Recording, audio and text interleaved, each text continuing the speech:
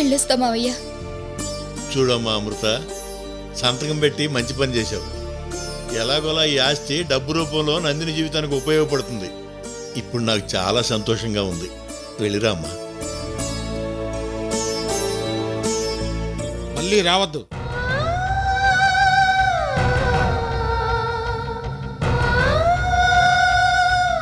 బావా, సంతకం పెట్టి తెలివిగా ప్రవర్తించాను అనుకుంటుంది. నా ముందు మంచిదానిలాగా పేరు సంపాదించాలని మోకాల మీద కూర్చొని పెద్ద పెద్ద మాటలు మాట్లాడింది. ఈ నాటకాలు నా దగ్గర కాదు.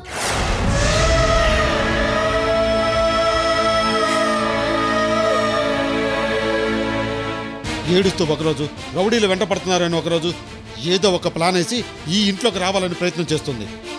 ఈ సంతకాన్ని కూడా ఇలాగే ఉపయోగించుకోవాలని ప్లాన్.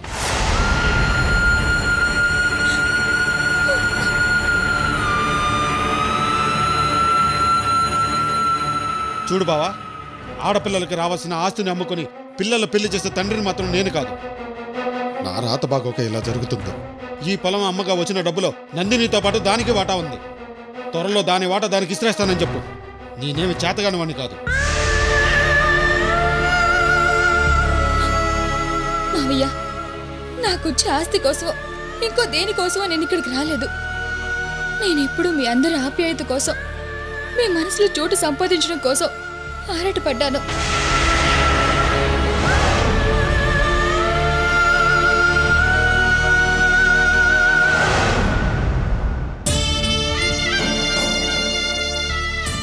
ఏదో ఒక్కరోజు నేను ఏ తప్పు చేయలేదని మీరు నన్ను గుర్తించే దగ్గర తీసుకుంటారనే నమ్మకం నాకుంది.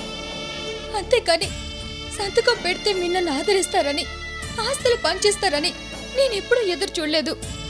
నాకు కావాల్సింది మీ డబ్బు కాదు, మీ ప్రేమ. అమృత నా కూతురని మీరు గర్వంగా చెప్పుకునే రోజు కోసం నేను ఎదురు చూస్తున్నాను.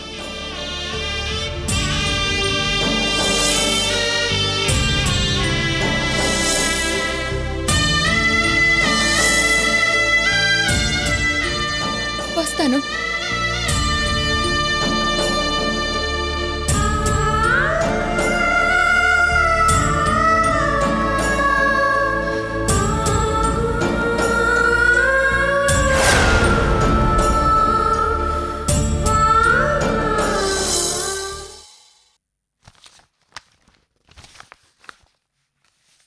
సుబ్బలక్ష్మి, కాలేజీకి బయలుదేరావా? అవును వదినా.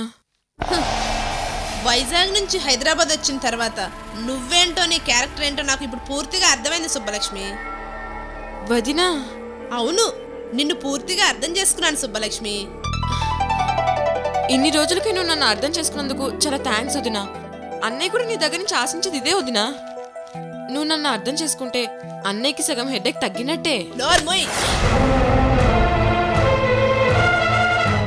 ఏంటే, నేను నిన్ను అర్థం చేసుకుంటే మీ అన్నయ్యకి సగం హెడేక్ తగ్గినట్ట? నిన్ను నేను అర్థం చేసుకోవడం కాదే, మీ అన్నయ్య నిన్ను అర్థం చేసుకోలేక నా దగ్గరకు వచ్చి ఏడుస్తున్నారు, హెడేక్గా ఫీల్ అవుతున్నారు. నేను మీ ఇద్దరిని విడదీసి రాచి రంపాలు పెడుతున్నానేమోనని మొన్నటిదాకా ఆయనకి భయం ఉండేదే. ఇప్పుడు ఆయన భయం ఏంటో తెలుసా? బయట నుంచి ఏ గొడవ తీసుకొచ్చి మా మధ్య గొడవలు పెడతావేమోనని భయపడి చస్తున్నారే మీ అన్నయ్య.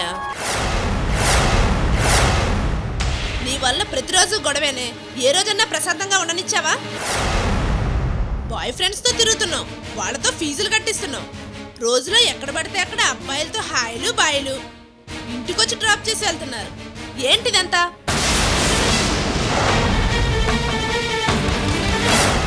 వాడి పేరేంటి? కర్రి వెంగయ్య. వాడైతే డైరెక్ట్గా వచ్చి సుబ్బలక్ష్మిని ప్రేమిస్తున్నాను, మీకు ఇష్టమైతే పెళ్లి చేసుకుంటానని డైరెక్ట్గా మీ అన్నయ్యతోనే మాట్లాడాడు. నువ్వెంత చనివిచ్చుంటే ఇలా చేస్తాడు వాడు? ఆ కర్రి వెంగయ్యని చూస్తుంటేనే ఒళ్ళంతా కంపరంగా ఉందే.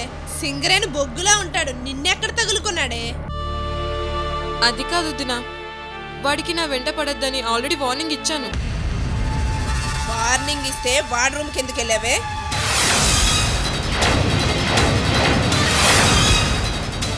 ఏంటి షాక్ అయ్యావా? నాకన్నీ తెలుస్తుంటాయి. నువ్వు బయటికి వెళ్ళి ఎప్పుడు ఏం చేస్తుంటావో, ఎవరితో తిరుగుతుంటావో ఏం మాట్లాడుతుంటావో అన్నీ ఇంట్లో ఉండే తెలుసుకుంటాను. వాడి రూమ్ వైపు ఇంకోసారి కనిపించావని ఎవరన్నా చెప్తే ఆ రోజు నీ ప్రాణం తీస్తాను. జాగ్రత్తగా ఉండు.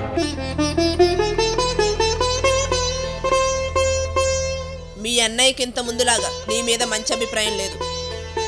ఇక నుంచి ఏ చిన్న తప్పు చేసినా నేను ఊరుకోను. నిన్ను మీ అన్నయ్యని ఇద్దరిని రాచిరంపాలు పెడతాను. గుర్తుపెట్టుకో సుబ్బలక్ష్మి. జాగ్రత్తగా ఉంటాను వదినా. ఇంకెళ్ళు.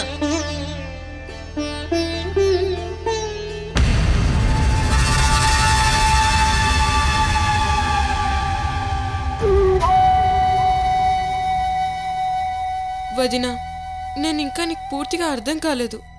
అర్థమైతే నన్ను ఇన్ని మాటలు తిట్టేదానివి కాదు. అసలు నా గురించి నాకే అర్థం కావట్లేదు. ఏంటో నా ప్రమేయం లేకుండానే అన్నిట్లో ఇరుక్కుపోతున్నాను. ఎందుకు ఇలా జరుగుతుంది? ఇక ముందు ముందు నీకు ఇంటి పోరెక్కువ అవుతుందే కూన. ఇన్ని రోజులు పక్క వాళ్ళ వ్యవహారాల్లో వేలు పెట్టి కష్టాలు పడ్డావు. ఇప్పుడు నీ వాళ్ళ చేతిలో నువ్వు కష్టాలు పడతావు. కుర్రో కుర్రు. కోయిదర చెప్పింది నిజమే. ఇంటి పోరంటే ఇదే. కోయిదర్ అంటున్నావేంటి? అమ్మో, ఇది కూడా విన్నావా తల్లి? ఏం లేదు వదినా.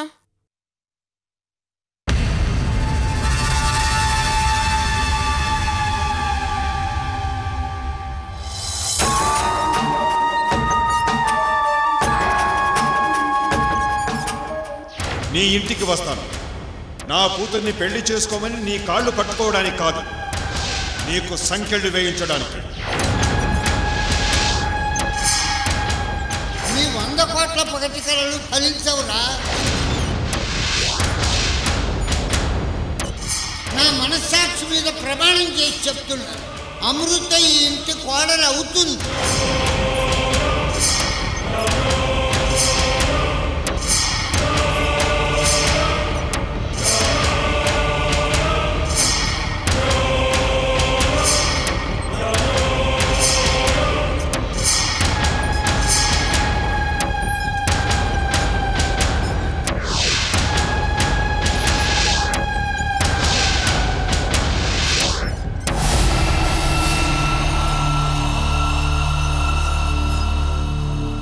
నానా వికాస్,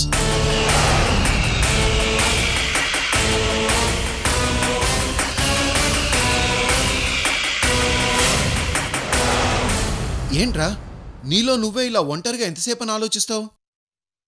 ఏం చేయను నాన్న. రేణుకతో మాట్లాడదామని ఫోన్ చేస్తే గంగాధరం లిఫ్ట్ చేశాడు. అమృత కిడ్నాప్ వ్యవహారం మొత్తం నాకు తెలిసిపోయింది. దాంతో నిన్ను ఎలాగైనా మోసగాడిగా ప్రూవ్ చేస్తానని డైరెక్ట్గా చెప్పేశాడు. సాగర్ గాడే హెల్ప్ చేస్తే నాకు ఇంత టెన్షనే ఉండేది కాదు. అమృత నాన్నగారి గురించి తెలిసిన సుబ్బలక్ష్మి కూడా చేతులెత్తేసింది.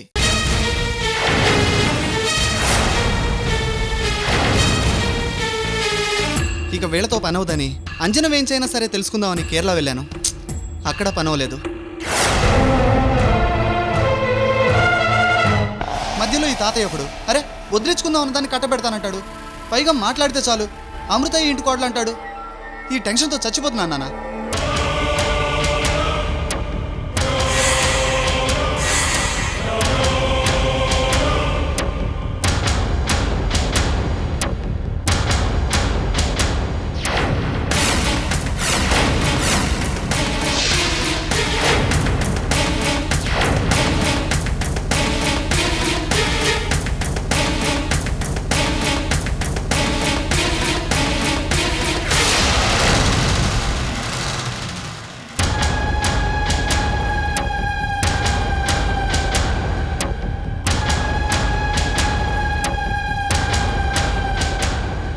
మరైతే ఇప్పుడు ఏం చేద్దామనరా? ఆ రోజు అవుట్ హౌస్లో అమృత అమ్మానాలకు సంబంధించిన ఫోటో అన్న దొరుకుంటే వ్యవహారం వేరేలా ఉండేది. ఏ ప్లాను కలిసి రావటం లేదు నాన్న.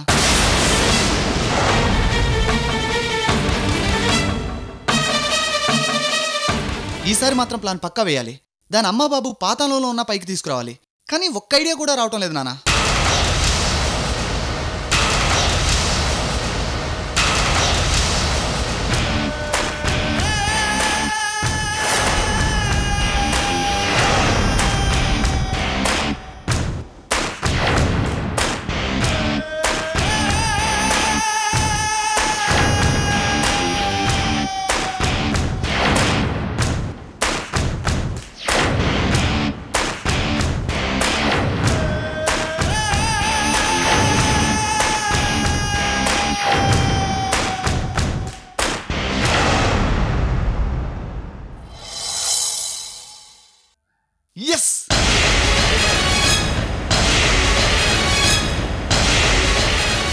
నానా ఈ ఒక్క ఐడియా చాలు అమృత తల్లిదండ్రులు ఎక్కడున్నారో కనిపెట్టడానికి. ఏంట్రా ఐడియా?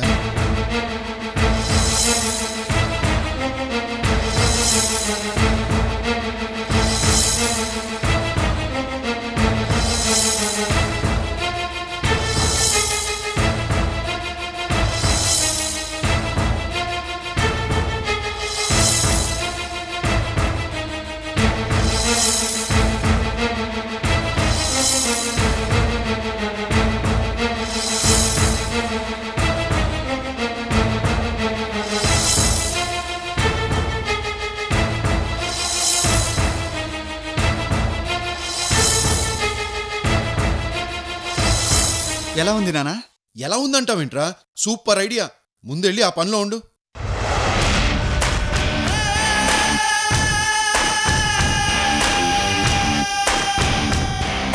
అమృత, ఇక నీ పని అయిపోయింది.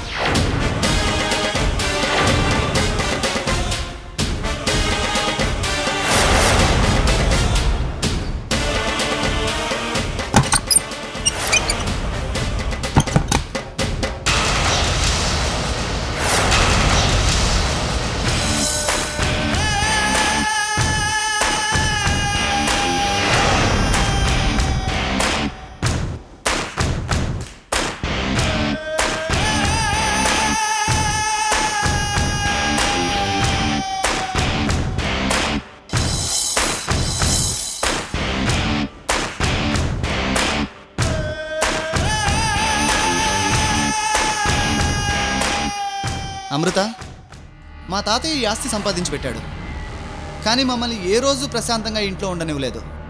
మా తాతయ్య ఆస్తిని అనుభవించే అదృష్టం నీకు దక్కింది. మహారాణిలా నీకు సపరేట్ అవుట్ హౌసు, చుట్టూ ప్రశాంతమైన వాతావరణం, చెట్టు చేమలు, లాను. రాణివాసం అంటే ఇదే కదా?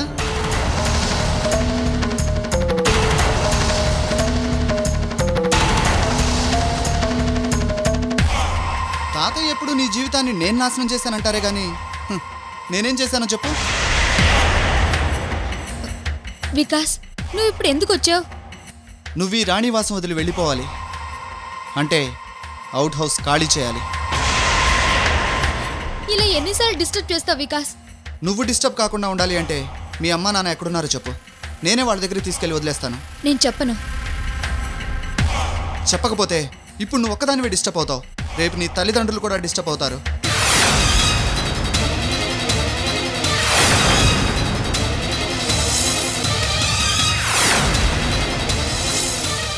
నీతో పాటు మీ అమ్మా నాన్నకు కూడా మనశ్శాంతి ఉండదు, పరువుగా బ్రతకలేరు.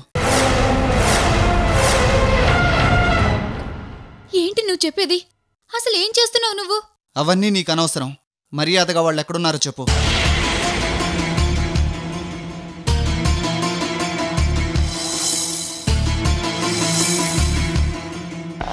లేకపోతే తెల్లవారేసరికి ప్రాబ్లమ్స్ స్టార్ట్ అవుతాయి. అంత పర్ఫెక్ట్గా ప్లాన్ చేశాను.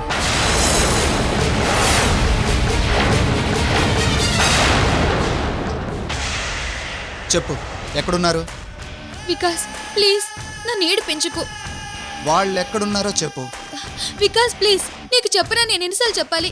ఇప్పుడు కూడా నేను చెప్పను. సరే, ఈ వికాస్ అంటే ఏంటో నీకు రేపు తెలుస్తుంది. బాయ్. వికాస్, వికాస్ ఒక్కసారి. అసలు వికాస్ రేపు ఏం చేస్తున్నాడు?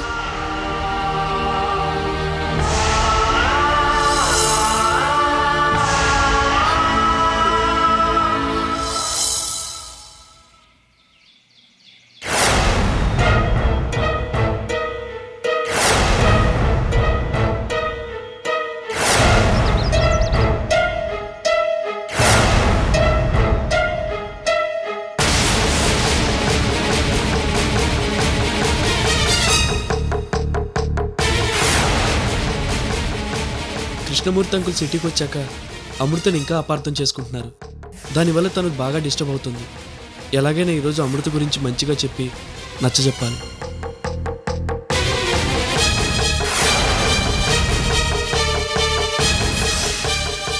అంకుల్ నమస్తే. ప్లీజ్ ఒక్క నిమిషం ఆగండి. అంకుల్, మీతో మాట్లాడాలని చాలా రోజుల నుంచి అనుకుంటున్నాను. ఎవరయ్యా నీకు అంకుల్? అనవసరమైన వరుసలు కలిపి నాతో మాట్లాడాలని ప్రయత్నించుకో. నువ్వెవరో నాకు తెలీదు. మీతో వరుసలు కలిపి మాట్లాడాలనే ఉద్దేశం నాకు లేదు. మీ కూతురు అమృత గురించి మాట్లాడదామనే ఆగమన్నాను. అమృతానా? ఆ అమ్మాయి ఎవరో నాకు తెలీదు. అసలు దాని గురించి మాట్లాడవలసిన అవసరం నాకు లేదు. అమృత తెలీదా? మరి నేను మొన్న రోడ్డు మీద వెళ్తుంటే పిలిచి మరీ నాతో ఎందుకు మాట్లాడారు? మీ కూతురుతో మాట్లాడడానికి మాత్రం మధ్యలో నన్ను నిలబెట్టి అవసరానికి వాడుకున్నారు. ఇప్పుడు అమృత ఎవరో తెలియదంటారా? మీరు చెప్తున్నప్పుడు మర్యాదగా నేను విన్నాను కదా, అలాగే నాకు ఒక అవకాశం ఇవ్వండి. అసలు నేనేం చెప్తానో ఒకసారి వినండి. నేను ఎప్పుడు ఏం మాట్లాడినా మీకు ఇష్టం ఉండదు, మీకు వినాలనిపించదు. కానీ ఈరోజు నేను ఒక విషయం చెప్తాను, అది మీరు ఖచ్చితంగా వింతీరాలి.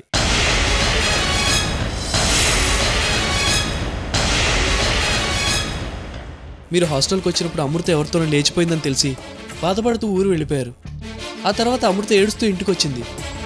తను ఎంత చెప్పినా మీరు నమ్మక ఇంట్లోంచి గెంటేశారు. ఆ తర్వాత నేను మీ ఇంటికి వచ్చాను. నా ఫ్రెండ్ కోసం ఒక అమ్మాయిని కిడ్నాప్ చేయబోయి పొరపాటున అమృతని కిడ్నాప్ చేశాను. జరిగింది ఇదని చెప్తే మీరు ఆ రోజు నమ్మలేదు. కిడ్నాప్ చేసిన వాడివి నువ్వు వచ్చావు, అసలు ఇదంతా జరగడానికి కారణమేనా, నీ ఫ్రెండ్ రాలేదా అని నిలదీసి నన్ను అడిగారు.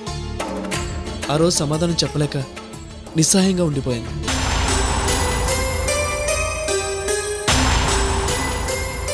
కానీ వాడిని ఈరోజు మీ ముందుకు తీసుకొస్తాను. అమృత ఏ తప్పు చేయలేదని నిరూపిస్తాను. నమ్ముతారా?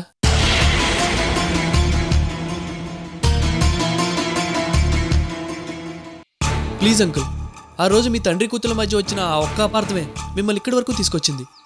కనీసం ఇప్పుడైనా వాడిని తీసుకొచ్చి నిజం చెప్పించే అవకాశం నాకు ఇవ్వండి.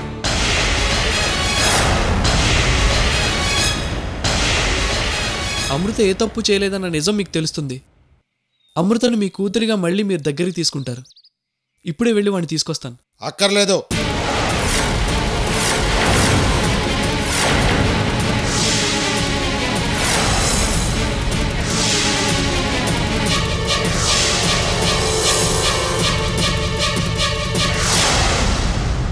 అసలు నేను నీకు ఎలా కనిపిస్తున్నాను? పల్లెటూరోడు కదా, ఏం చెప్పినా నమ్ముతాడు. ఒట్టే అమాయకుండా అనుకుంటున్నావా నన్ను? ఇప్పుడు నువ్వు వెళ్ళి ఒక గొట్టంగానే తీసుకొస్తావు. వాడు నువ్వు ఎలా చెప్పమంటే అలా చెప్తాడు. అది నేను నమ్మాలి. అదేగా నీ ప్లాను?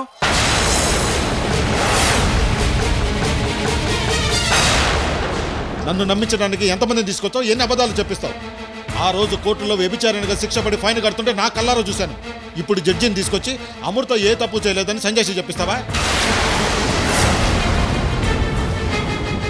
ఆ రోజు నువ్వు ఊరొచ్చి అమృత ఎవరో నాకు తెలీదు, నాకేం సంబంధం లేదన్నావు.